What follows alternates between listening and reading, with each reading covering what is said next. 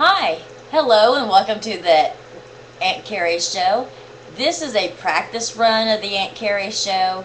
I'll be getting into more of the production value. My instructors at the broadcasting school will love me for this. Some of the things that are on my mind right now are the 2012 elections that'll be coming up. Um, do we have a front runner for the Democratic or the Republican Party? I know some names have been thrown around. Mitt Romney's been thrown around for the Republican Party. Um, President Obama, he's going to run again.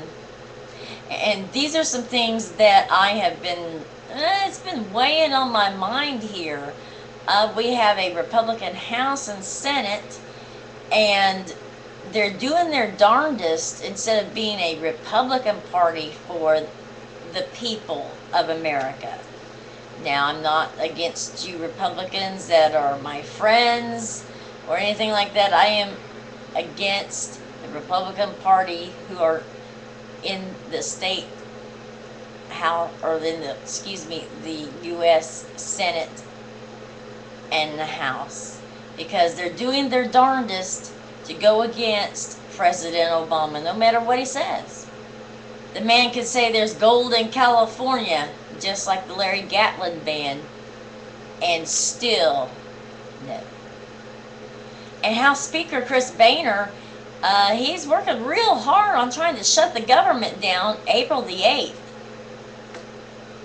How does that work? Now, I am an educated person, and I'm probably going to get some hate emails on this, and I expect that. You know, that's part of being a broadcaster. But how is shutting the government going to help?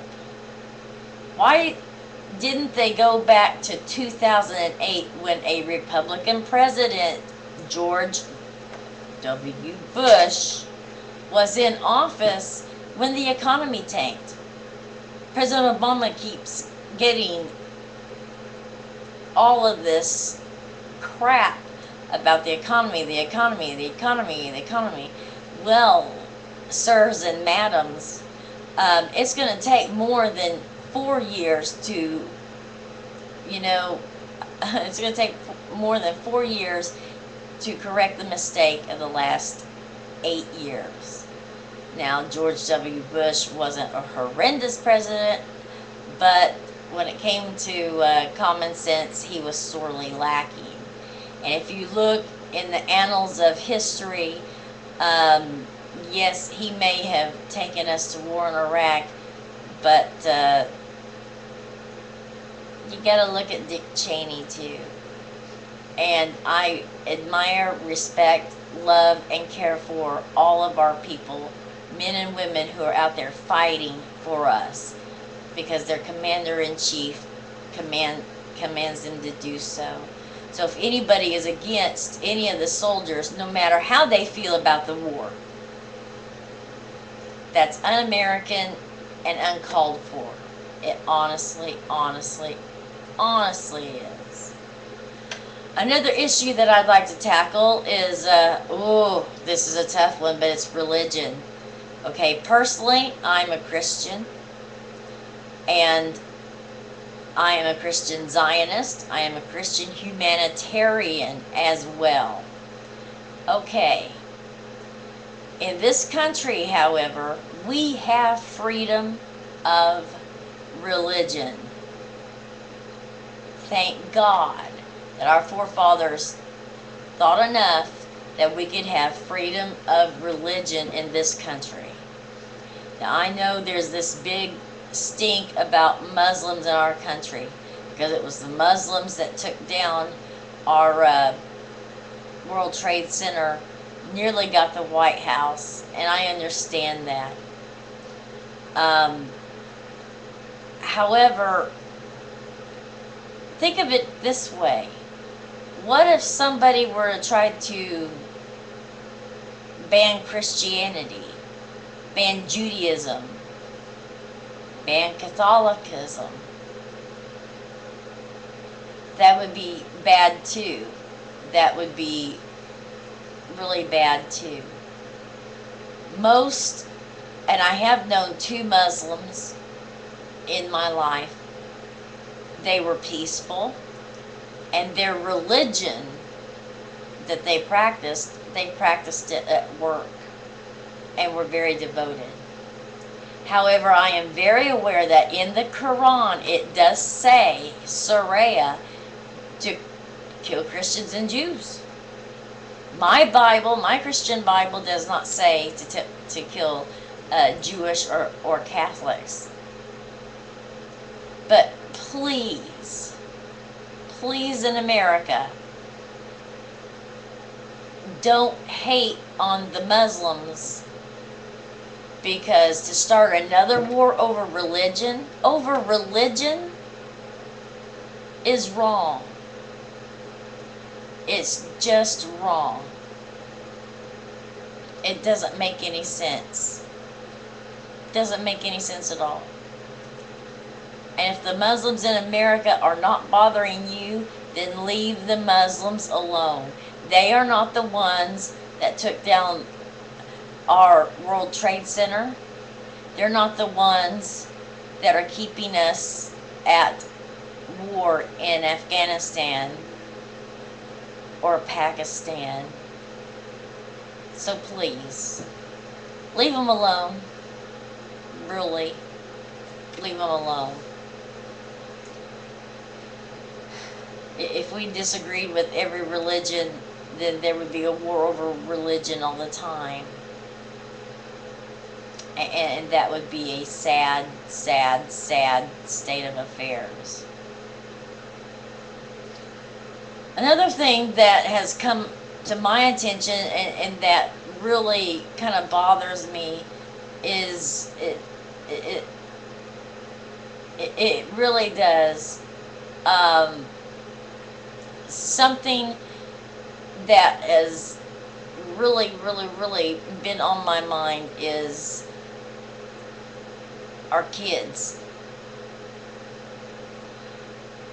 As a broadcaster, I support free thinking, freedom of choice.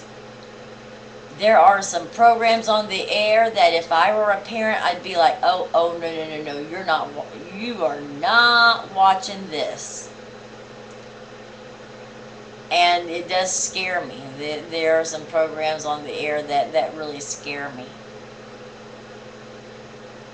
But parents, guardians, aunts like me, I've been an aunt since Methuselah walked. Turn the channel. If you don't like what's being broadcast on a certain network or on a certain radio station, turn the channel. That's why I turn the channel off Neil Bortz and Rush Limbaugh. You turn the channel. You turn the channel. You know, you don't have to listen to it. There is a responsibility to us to teach our kids right. And if they should happen upon a program that is a little risque, and we feel as parents, guardians, aunts, uncles, brothers, sisters, whoever, you know, talk about it. Don't be afraid to talk about it. Dr. Phil, I think, coined the phrase that we're as sick as our secrets. Man's right. Age-appropriate discussions over some things is not a bad idea. And it's not a bad idea at all. As most people know, I am a very, very big Democrat. And I hate it that most people see Democrats are not Christian. Democrats are, wait a minute. I am a Christian. Again, I am a Christian, Zionist, humanitarian. I am one of the most spiritual people that you'll find, and pray on a daily basis and do my best to practice what I preach. But you know, we are all God's children. All of us. And we need to embrace one another, or there will be a war in this country. Again, another war. Another one. And the people that say that Obama hasn't done this, he hasn't done that, he hasn't done this, hasn't done that, need to go to a website called factcheck.org.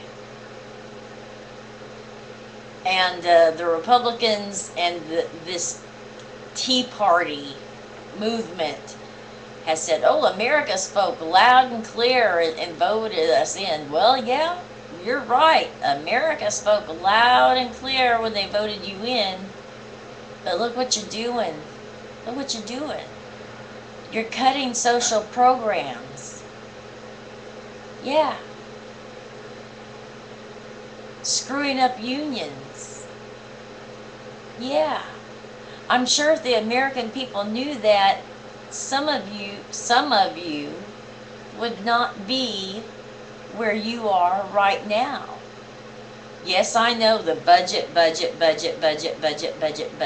Let's go through this budget. Democrats and Republicans, go through the budget line by line, by line, by line, by line.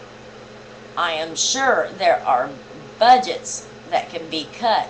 I'm sure that researching something on Mars, even though I love NASA, but researching, and this is just something, but researching something on Mars and spending billions of dollars on it could go to someone that needs it on welfare, someone who needs housing. Now we say, how can we have to pay for housing, welfare people, someone on Social Security, SSI? Fair question. What if that becomes you someday? You have a car accident, much worse, you get hurt at work, or mentally you snap. That could be you. We're all paying for all of us. We have to always think outside of the box. We really do. We have to think outside of the box. I implore the country, when 9/11 happened, all of us, we raised our flags, we were patriotic, proud of this country, and we were going to get the scumbag who did this to us. Well, 11 years, almost 11 years later, if my math is correct, where's our flags? Except on state buildings, federal buildings, and a few houses, and you know, I don't want to leave anybody out. Where'd our patriotism go, guys? Why aren't we proud still to be Americans? I know we have trouble in this country. Gas goes up, food goes up, everything's up. We're at war. And now we've dug into Libya, which I certainly understand, because if you don't take care of your neighbors are going to take care of you, and I don't mean in a good way, I mean that in a foreign policy way. Not Joe Blow at the end of my hall. What happened to that? What happened to the patriotism? Flags everywhere. Do we need another tragedy like 9/11 to show our true patriotism? No.